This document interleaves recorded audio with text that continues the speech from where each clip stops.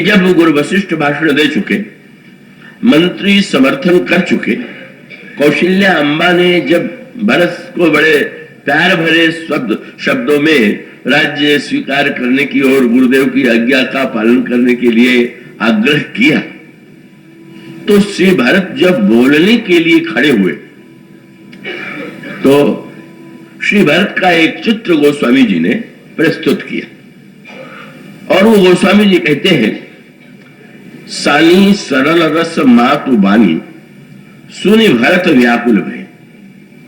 जब गुरुदेव, मंत्री और यहां तक कौशल्या अम्बा भी एक स्वर से कह रही हो कि भरत राज्य तुम स्वीकार कर लो, तो भरत के व्याकुलता की कोई सीमा नहीं। और उस समय जब वो बोलने के लिए खड़े होते हैं तो सानी सरल रस मातु बानी सुनि भरत व्याकुल भय। और उसमें उनकी दशा क्या थी? लोचन सरोरुह स्रवत सिंचत विरह उर अंकुर नए। भरत के आंखों से अनवरत आंसुओं का प्रवाह हो रहा है।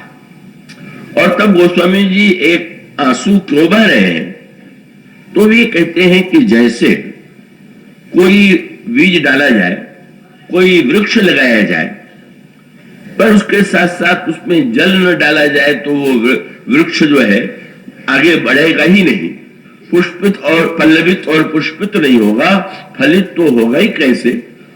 तो इसी प्रकार से भरत जी आंसू नहीं बहा रहे हैं, अपितु लोचन सरोरुह स्रवत सिंचत विरह उर अंकुर नए। उनके हृदय में विरह का एक अंकुर है। विरह मानो एक वृक्ष है और इस समय अंकुर के रूप में वह विरह जो है श्री भरत के हृदय में। और श्री भरत आंसू नहीं बहा रहे, अपितु उस विरह के अंकुर को सींच रहे, ऐसा है। और उसके पश्चात एक नई बात उन्होंने कही कि वक्ता का भाषण सुन करके तो अगर उत्कृष्ट वक्ता है तो श्रोता प्रभावित हो जाता है, पर बिना बोले ही केवल किसी वक्ता को देख करके प्रभाव इतना बड़ा पड़ा हो, ऐसा कोई पात्र विश्व के इतिहास में श्री भरत को छोड़ करके हुआ ही नहीं। गोस्वामी जी ने कहा, श्री भरत बोलने के लिए खड़े और उनको देखते ही लोगों की क्या स्थिति हो गई।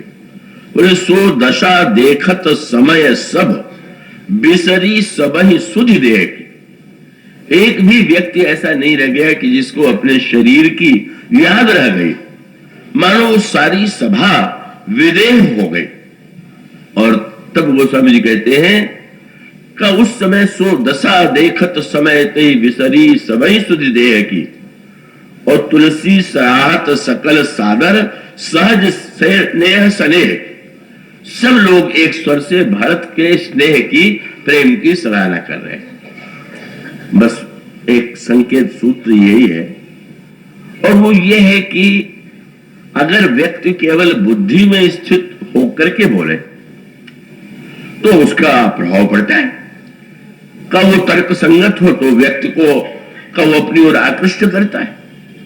पर एक वक्ता जब बुद्धि से बोलेगा तो वो युवा और वाणी का ही तो प्रयोग करेगा। पर आप किसी ऐसे वक्ता की कल्पना कीजिए कि जो रोम रोम से बोलता हो, जिसका रोम रोम बोलता है, तो अब वो तो वाणी के पहले ही जिसका प्रत्येक रोम तो श्री भरत क्या है? वो मूर्तिमान प्रेम। और वह मूर्तिमान प्रेम भरत जो है का वो तो एक बहुत बड़े महत्व का एक जो वाक्य कहा गया, सूत्र कहा गया, आप कृपया उस पर दृष्टि डालें। और सूत्र यह था, ये एक और मिथिला नरेश है जो विदेह, और विदेह उस समय संसार के सर्वश्रेष्ठ ज्ञानी माने जाते थे। जनक नंदिनी ने जिन्हें पिता के रूप में स्वीकार किया हो, जिन्होंने आदि शक्ति को पुत्री के रूप में स्वीकार किया हो, उन जनक की महिमा का वर्णन क्या किया जाए। और उस विदेह की जो विलक्षणता है, बस श्री भारत में और जनक में एक अंतर है। और इस संदर्भ में मैं एक बात के कहना चाहूंगा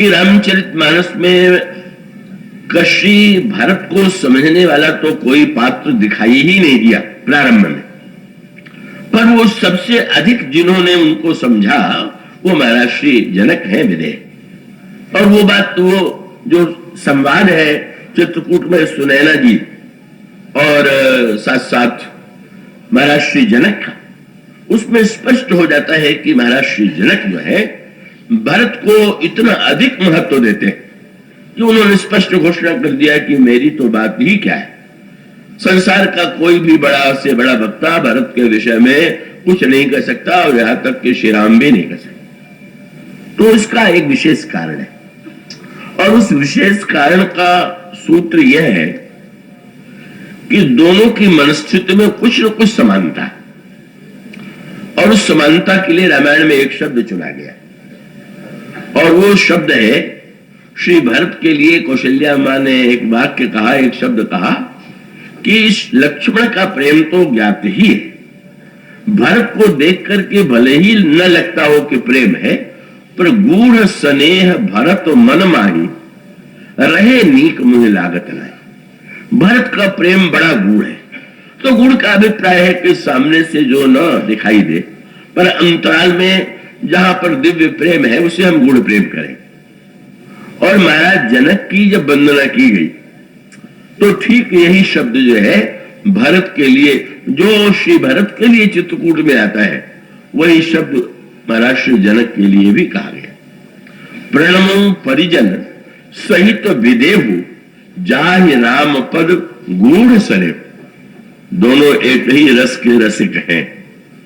कान्य लोगों का, भक्तों का प्रेम तो प्रकट है, पर गूढ़ स्नेही या तो जनक है या गूढ़ स्नेही भरत है। तो वो तो भगवत रसिक रसिक की बात है, रसिक बिना को समझ सके ना।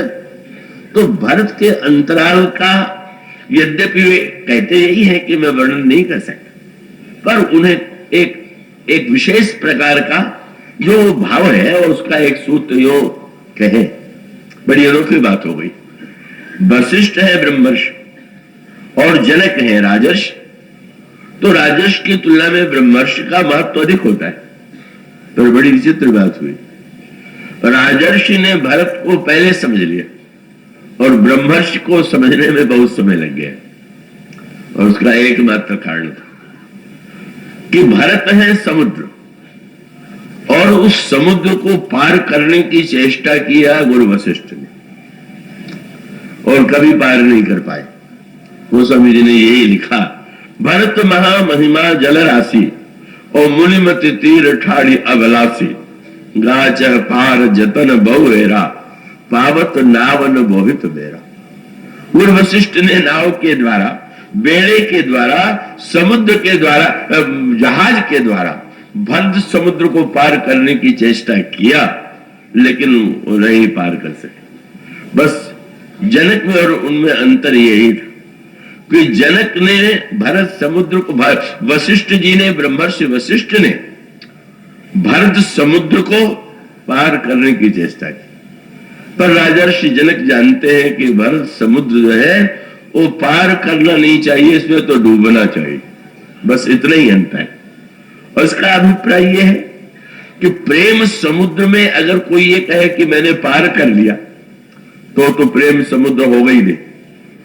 प्रेम समुद्र को अगर, गोस्वामी जी ने तो एक शब्द कह दिया, प्रेम समुद्र की बात तो जाने दी। उन्होंने कहा कि कोई ऐसा हुआ ही नहीं कि तुलसी न समर्थ को जो तरी सकै सरित सने।